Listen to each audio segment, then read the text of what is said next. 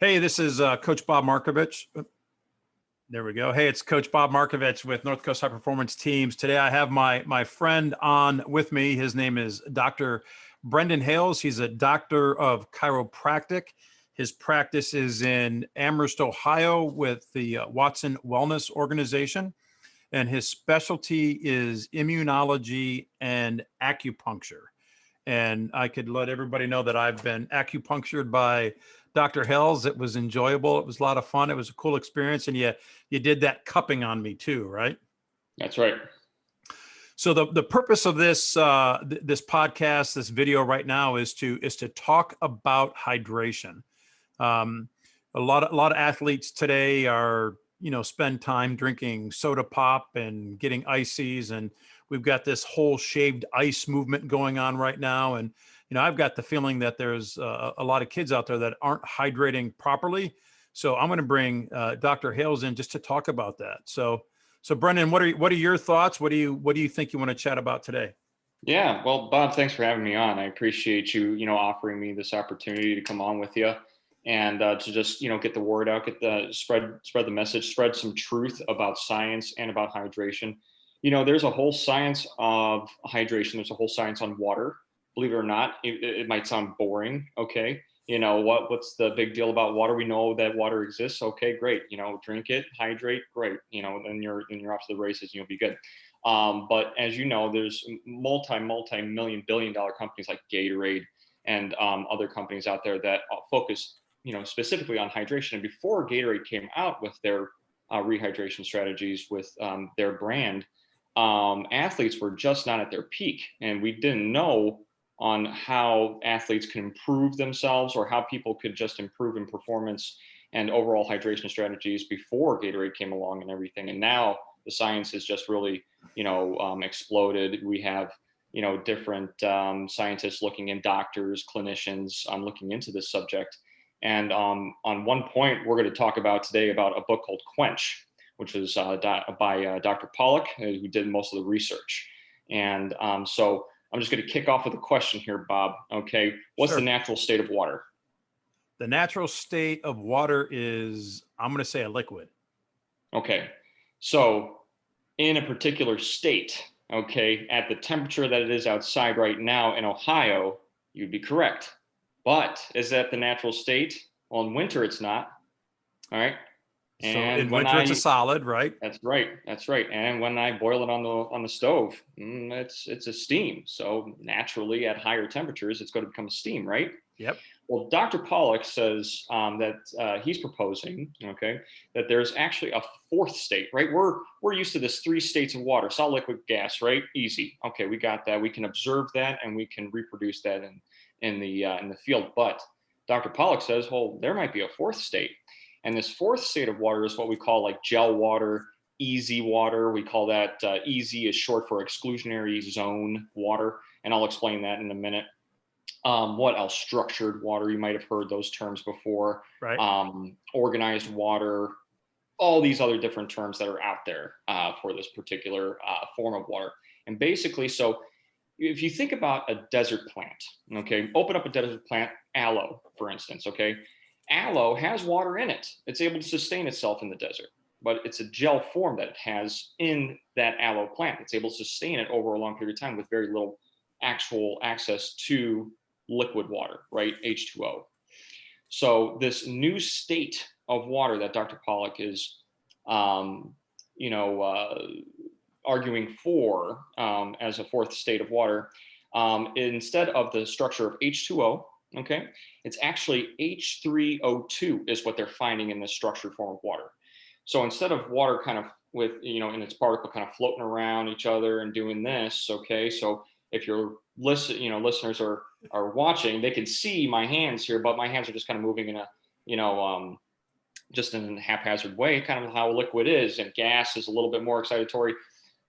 Solid, it's a little bit closer together, but it's still moving. Now in the structured water, it's moving, but it's staying still. It's staying in a form. That's why they call it organized water. And in that lattice, in that H3O2 state, it's forming a lattice, which excludes, which is why we call it easy water, it excludes toxins and other large particles, just like arsenic and other things that are waterborne toxins that could be found in the water. So in fact, this gel water is actually a purification. It's actually a purified form of water as well. So it's more apt to cross the barrier of the cell wall in the body. So I got a question for you, because I think Go ahead. I think I heard Ben Greenfield once talk about like with lettuce. So lettuce actually has a filtration in it. So sometimes that fiber inside the lettuce that contains gel water could actually have some toxins in it. Is that true? Do you agree with that? Is that a thought that makes sense? So yeah, with like say for the example of lettuce, okay, lettuce is derived from the ground, right? So you're going to have a lot of different forms of bacteria that could be in the dirt. That obviously, if it's E. coli or something like that, like on the lettuce, like we had the E. coli scare at one point in time with romaine lettuce, yeah, then that's a problem. But inside the lettuce cell itself, that particular water is pure. So outside those cells, though, on top of the lettuce, if you don't wash your lettuce, you can run into a problem. Gotcha. Yep. So, but that's a good point, because lettuce, like romaine lettuce, has cellulose, right? And that cellulose inside is what's making up that structure, and it's what's gelling up that water. So Gatorade, right? So Yeah. what we all looked at, what I grew up on, when I played sports, Gatorade was coming out. We did salt tablets, things of that nature. And so how do you take in that structured water during an event? How does that help satisfy the hydration that your body requires? Yeah. So with Gatorade and other forms of, say, sports drinks and products of the like, those particular drinks can help you and do help you out, let's say in sports on the field and everything. Okay. Structured water, if you were to try to hydrate yourself with structured water, it may be a little heavy for, let's say, endurance athletes, or excuse me, not endurance athletes per se, but say like explosive athletes, like people who are out there playing football and everything.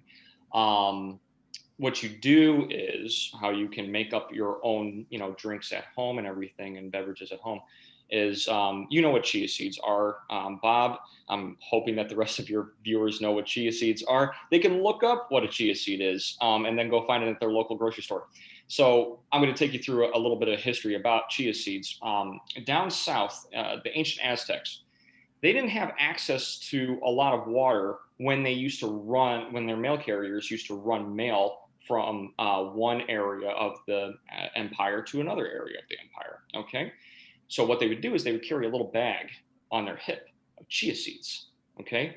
And so what they would do, they'd take a handful of these chia seeds, plop them in their mouth, take a swig of water, that would go down, and they would run. And these guys were ultra marathon runners. They would run well over marathon, lengths, distances and everything, and with very little water to find along the way. Now they had stopping points, and so they would take out another little handful of chia seeds, throw it in their mouth, take another little sip of water, and then away they went. The chia seeds, what they do is they form a gelatinous barrier around the seeds themselves. It's really cool. If you put chia seeds in water, they automatically do this. So what happened was, these Aztecs, they were eating these seeds, they were drinking water, it would stay in the system, it would gel up in their gut, and it would slowly drip fluids into their cells as they ran. And this structured water, the reason why it's so beneficial for athletes of endurance athletes for sure, is that it allows this gel, okay, is almost exactly homologous to the lipid layers of the cell itself. So it crosses back and forth between those barriers of the cell, and actually gives the cell better structure itself and strength itself, so that the cells are less likely to lyse under stress. So all of that's really cool stuff. And that's how it can help out with your athletes. So little trick there is, you grind up some chia seeds, you fill it up with fluid, you put it out in the fridge the night before, okay? And then the day of the competition, the athletes can have it in their water bottle, or they can, preload before the event. Okay. And they'll be hydrated. They'll be, sharp for the, whatever, event they're doing, football, soccer, track, anything like that. So Yeah, that's one little trick.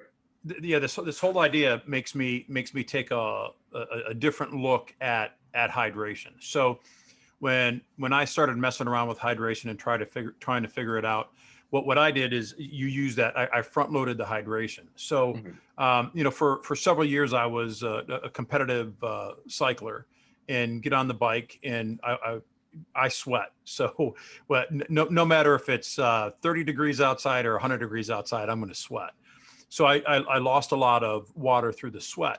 But by front loading and increasing that level of fluid in my body, I also had to stop often to go to the bathroom. My body was getting rid of that additional fluid. So it sounds like by doing this structured water, by using the chia seeds and things of that nature, and I think you said it's going to be like more of a timed release. Right. So rather than filling up our stomach with water and letting our body do whatever our body does, now we're having more of a time released system, and we're going to have a better opportunity to fully hydrate our body. Is that what you're saying? Fully hydrate with longer durations. So more bang for your buck, basically. So you're not hypervolemic, right? Where you're up, front loading so much water that you just basically have to excrete a lot of it because it's just not getting into the cell. And that brings up a good point here, Bob, because you talked about salt there, right? Because of salt tablets and everything. Salt's a mineral, okay? And if anything, this is worth biochemistry in a sentence here, okay? This is all biochemistry that your athletes need to know at the moment if they ever want to take the course. Water follows salt. Period. End of story. That's it. Okay. That is the fact of life. That is a law. Water follows salt. So we've been taught in this country that salt's bad. It's going to dehydrate you. Okay. It could make you cramp up and everything. Okay.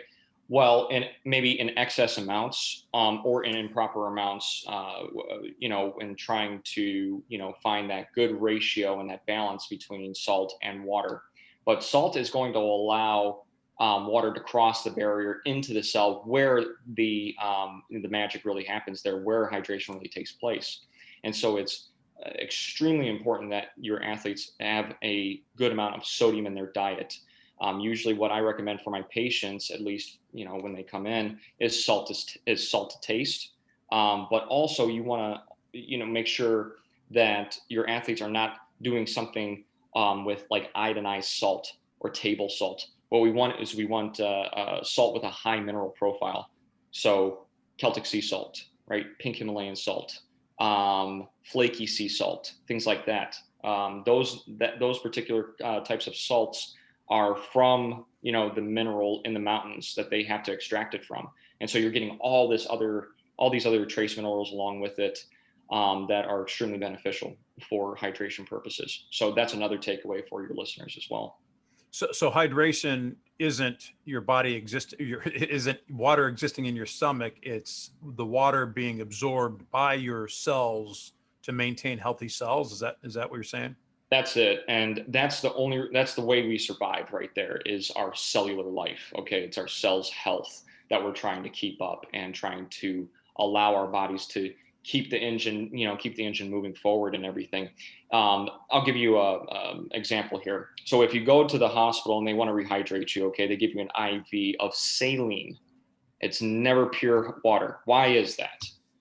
It's because you don't have pure water in your veins. You don't have pure water in your cells. That's why your blood has, iron and salt and all these different, it's basically a soup of different chemicals and minerals that are in the intracellular space that is necessary to sustain life. And again, the machinery to keep going, mitochondria and, cellular interaction, cellular production and death for that matter. We need hydration, and we need the water to be at a level where it's going to be able to cross that barrier. And so it's going to need to be salty to a degree.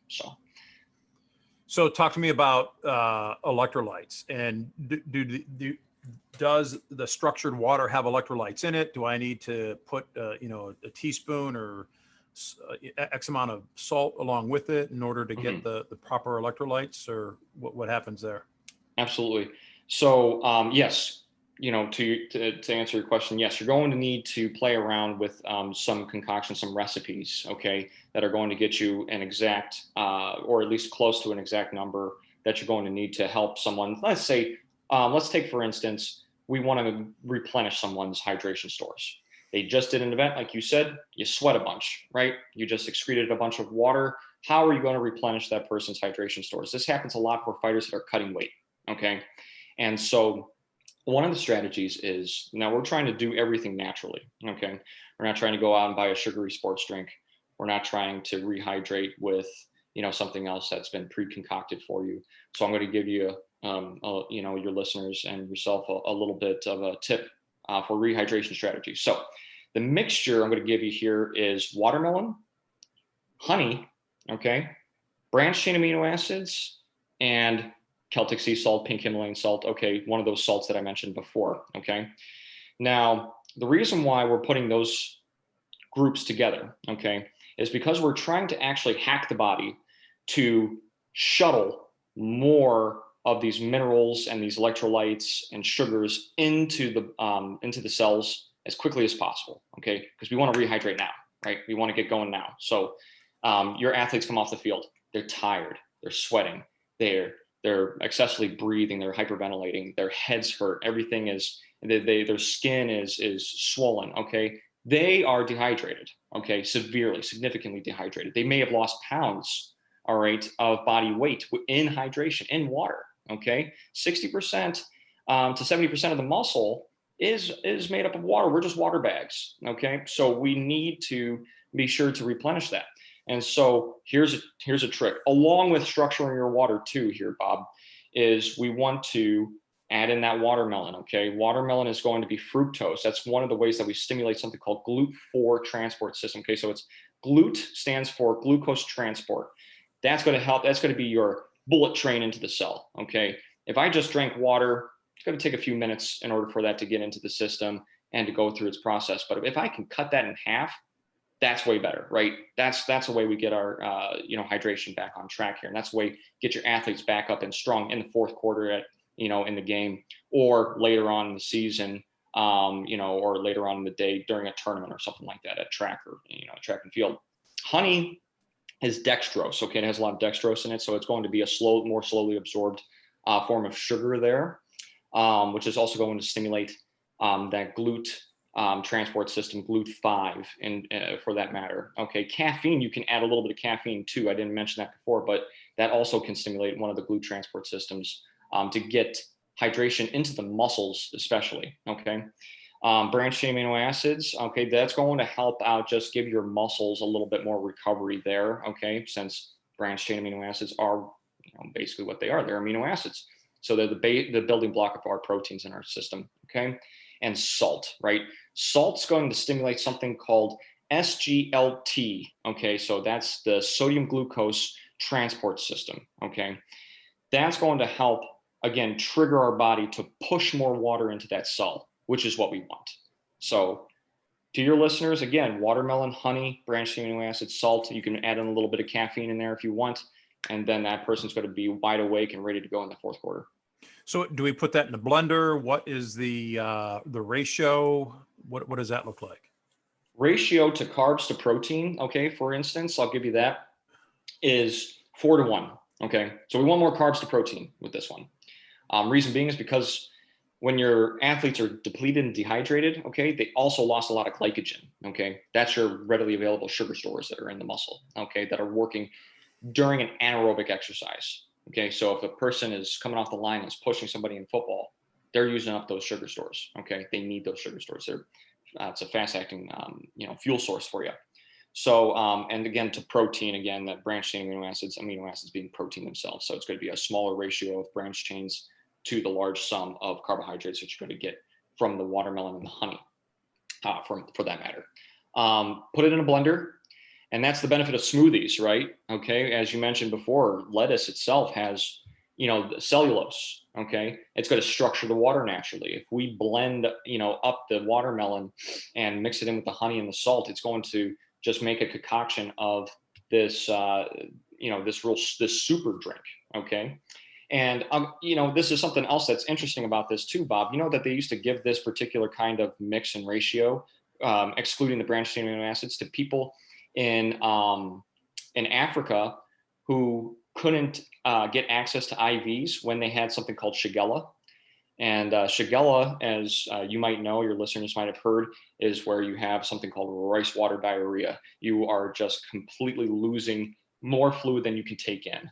And it's deadly in that regard. But how they rehydrated them was with watermelon, honey, and salt, believe it or not. So, and it worked just as well as an IV does. So, if your athletes were ever wondering, like if they wanted to go pro, you don't have to hydrate through IV like the pros do or anything like that. You can hydrate orally, and it'll be just as good. Okay, talk to me a little bit about symptoms of dehydration. What do I feel like when I'm dehydrated? Oh yeah. Really good question. So first thing in the morning, when you wake up, oftentimes you might not feel like a dry mouth or dry throat or anything like that. You might not feel like the classic symptoms of dehydration. You might feel something like hunger. Okay. You wake up, you might have a little growl, a little hunger pang in your belly. And that's actually a sign that you're thirsty. Okay. Believe it or not. We do get a lot of water from our foods. Okay. So the only problem is that we use up more water to digest the food than we do to intake, from the food itself. But that's one. Okay. Number two, dry mouth, dry lips. Okay. Chapped lips, dry skin. This here, okay, if you can see this, again, your listeners would be benefited from watching. But when so what you're doing is you're pulling the skin from the back of your hand. Is what that's right. That's right. And I let it go. And if I watch it, okay, mine goes right back.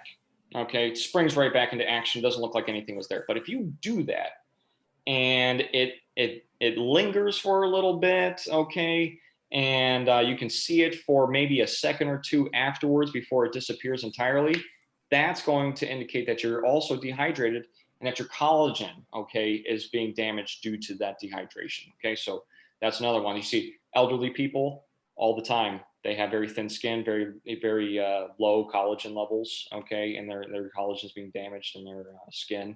And that's why their skin begins to, sag and droop. And so that is a sign that they're dehydrated. And I'm going to tell you right now, Bob, 70% of our elderly that are 65 and older are dehydrated, wildly dehydrated. So it's a mess in nursing homes of the like. It's just terrible. So that's one.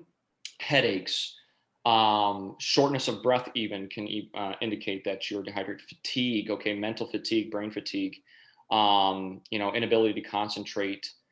Oh, what else? Here's another one that I see all the time. Patients come in. They come in to see me because they're in pain. What do I tell them? I tell them number one thing: how much water are you drinking throughout the day? And what on average, would you guess, Bob, on how many, let's say, cups of water someone's drinking throughout the day? 3. Yep. 2. Yeah. 2. Yeah. 2 or 3. 2 or 3. I hear that all the time. I drink about a couple glasses of water a day, and the rest is coffee or pop. That's another one. It's no wonder you're in pain. Your muscles are struggling to activate. Okay.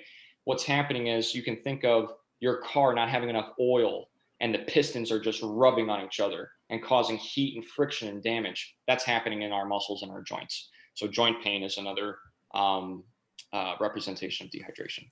So, any thoughts, or has there been any research done to indicate how much better your performance could be if you're fully hydrated as an athlete?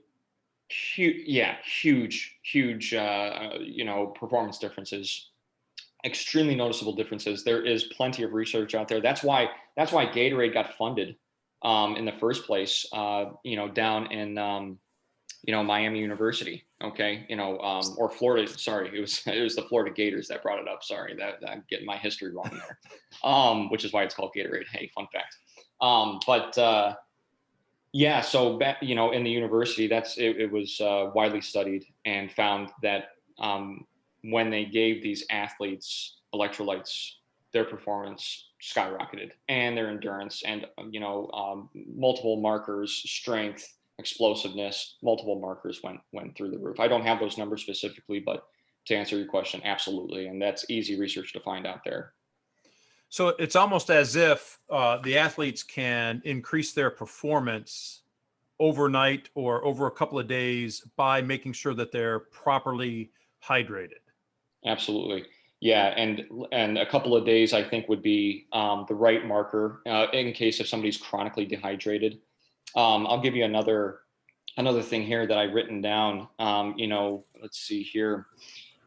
Majority of the population right now is having this chronic low-grade dehydration state, and right now they believe, in principle, that's causing a lot of the chronic disease that's out there: Alzheimer's, diabetes, heart disease, hypertension, everything like that. So, not only for athletic performance, but for overall wellness, you really, really need to pay attention to how much water you're drinking.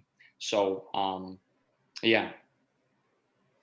So let's break out football for this example right here, because there's a lot of fall sports, right? We've got cross country, we can break out the cross country people too. We've got cross country, we've got football, volleyball. Volleyball's inside. Most of the schools now have air conditioning, but so these athletes that participate outside, and they need proper hydration.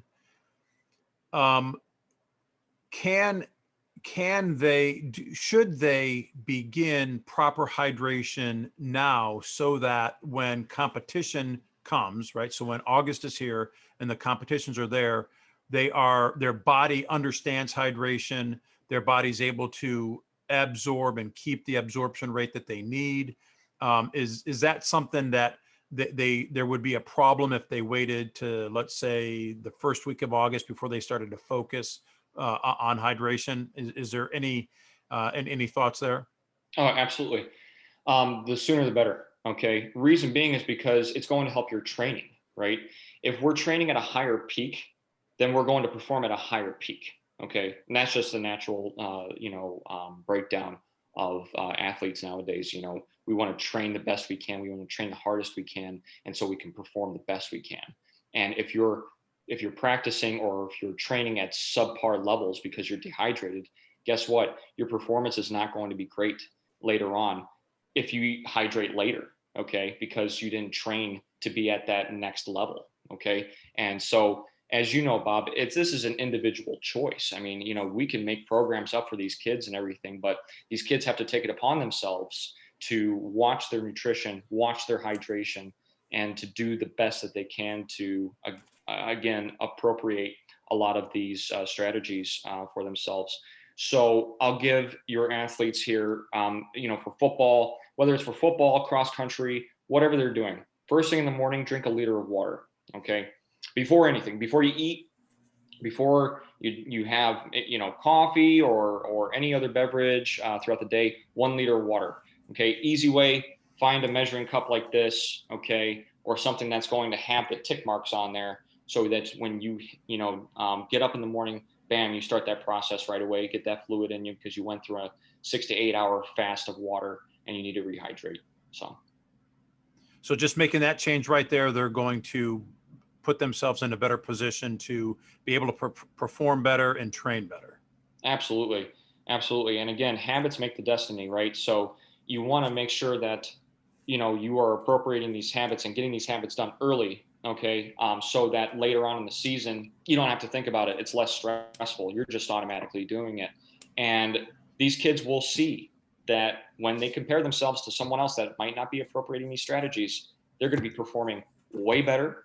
They're going to be performing better in school because they're going to be able to concentrate. They're not going to be so fatigued after their, after their events. Look, they're student athletes. They need to be good on the field and they need to be good in the classroom, because after they're done off the field, They need to take what they've learned when they were, under your tutelage on the field, and they need to move that into the professional realm, okay, wherever they go, whether it's college or in the workforce. And so absolutely, this helps them out just being a better human. Yeah, and enhanced concentration. I love that. 100%. Hey, here's a question for you, and if Sure. you don't know the answer, that's fine. So growing up, I was always told that the reason why camels lived in the desert is because they had a unique way of storing water, and that hump in the camel's back was a water storage container of some sort. How does that work? Yeah. I don't know. I'm not a not a camel vet, but what I do know about camels, which is interesting about their humps on their back, is it's a mixture of fat and water. So they're able to get their nutrition also from that, so they don't have to eat or drink as they cross the desert, and that's how they get it from that whole thing. There is a rehydration strategy actually for help strengthening the cells, okay, in our blood by taking something called ghee, okay, ghee butter, all right, which is clarified butter, and you can actually put that in your tea, which actually helps out, absorb caffeine a little bit more slowly. So again, it's a hydration strategy that they can use. A little hack, a little trick there. Yeah, so you could actually to make ghee, right? You buy yourself grass-fed butter, right? And you put it in a saucepan, and you heat it slowly so that the milk solids, right? So the milk solids evaporate. Yeah, that's right.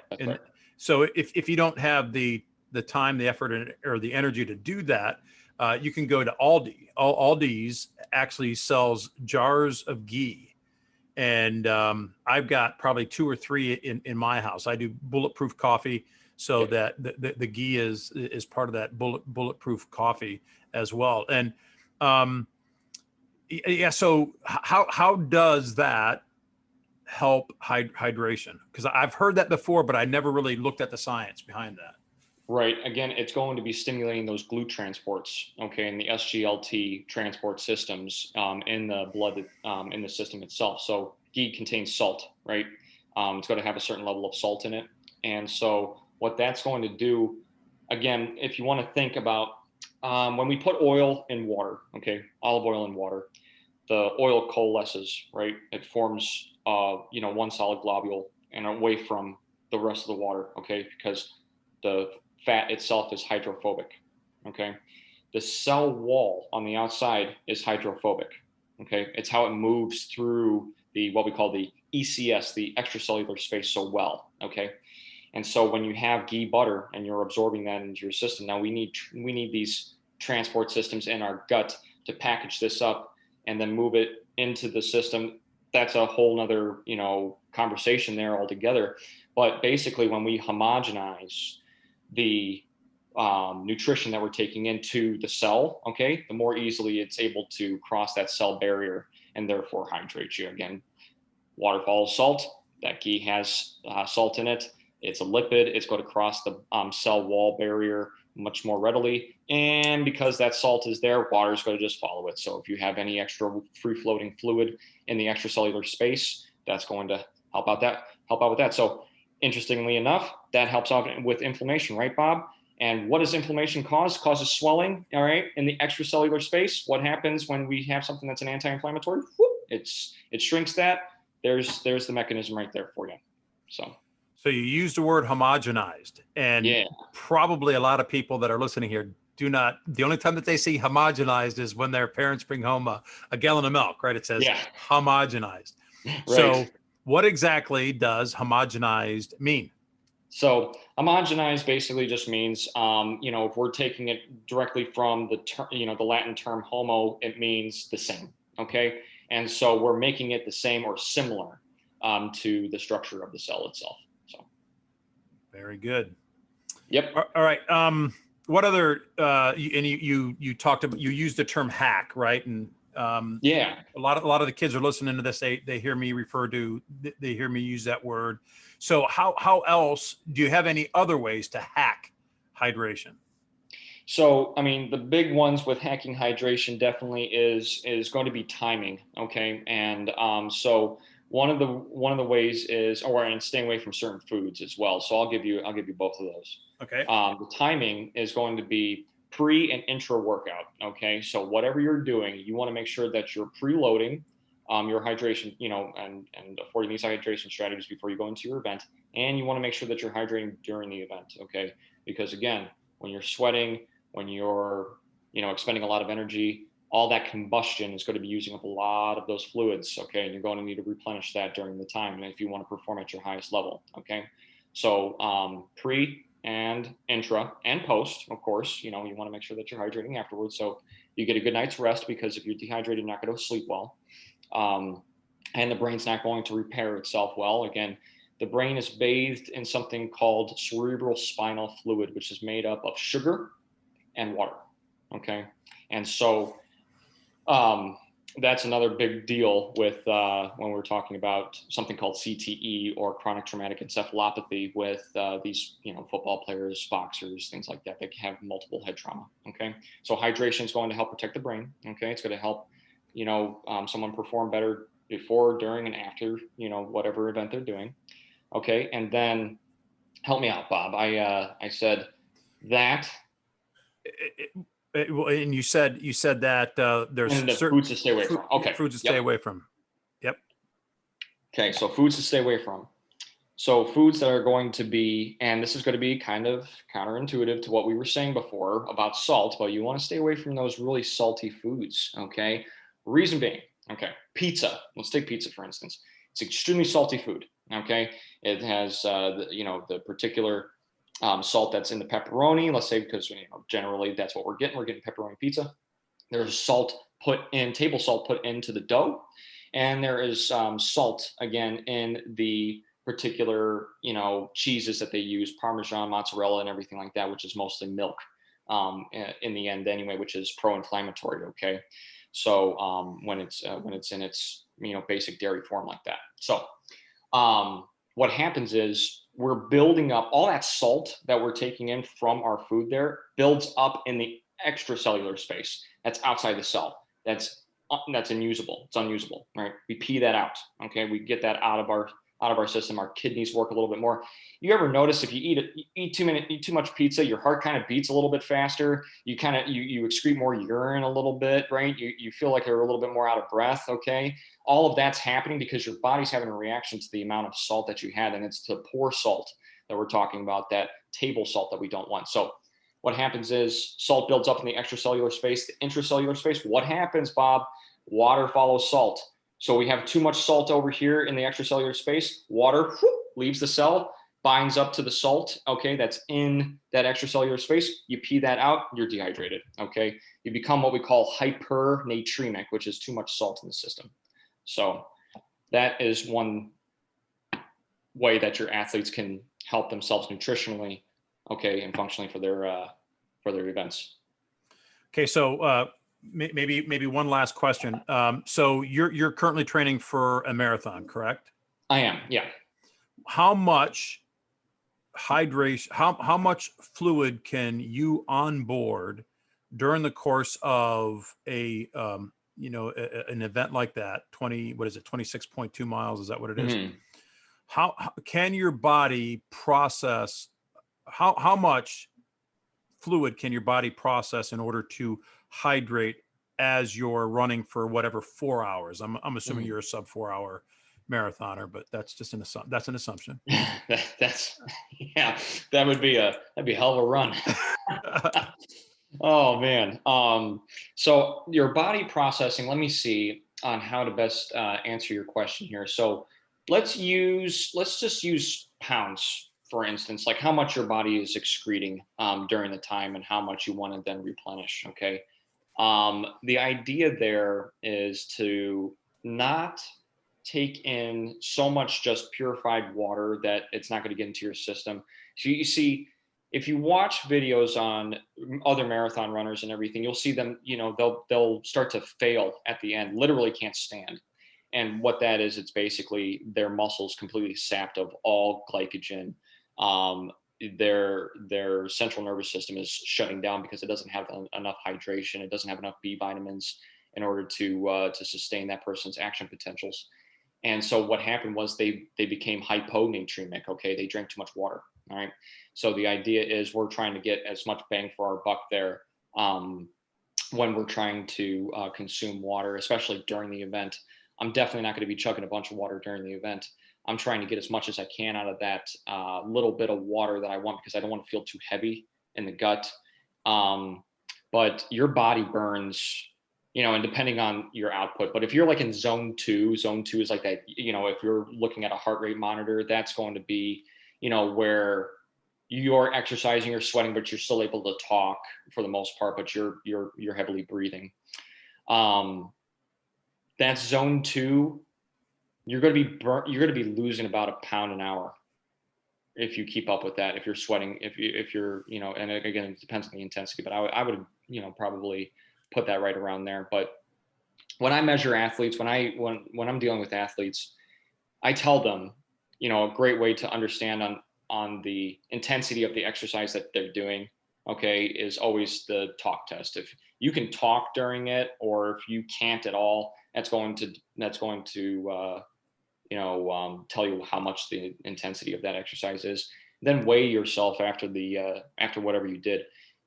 If you're, say, a 200-pound individual and you're down 4 pounds after whatever you just did, that means you need to onboard sodium, and you need to onboard basically as much pounds of water that you lost with as much pounds of water that you need to take in. So that would be right around a half a gallon if you lost 4 pounds.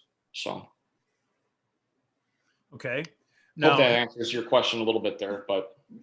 Yeah. So here's one for you. So I like cycling. So I watch a lot of these races, and the Tour de France that lasts for 3 weeks, right? And they get 3 days off during those 3 weeks. So it's 18 days, 18 or 19 days of riding.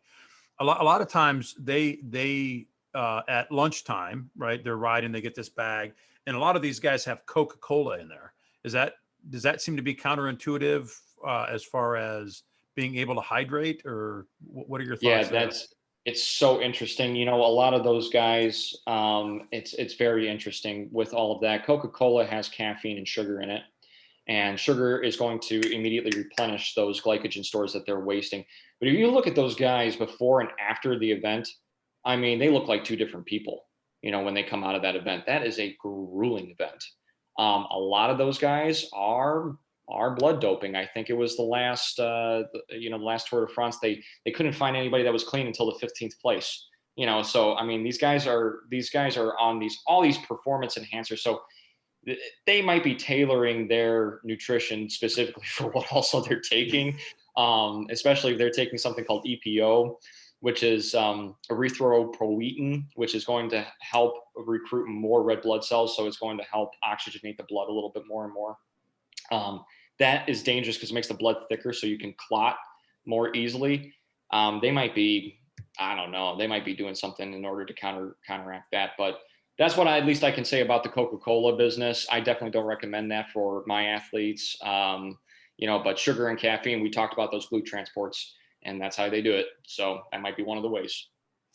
Gotcha. All right. So, so Brendan, if anybody wants to get a hold of you, what's the best way to get a hold of you? Yeah, best way to get a hold of me. Again, if your athletes are, looking for someone to help them out with pain, sprain, strains, or recovery, or in the fact that if anybody just wants to, learn a little bit more about their health and wellness, they want to get a better grasp upon, how to, basically have a better quality of life. So lifespan and health span, okay, is a big part of my practice.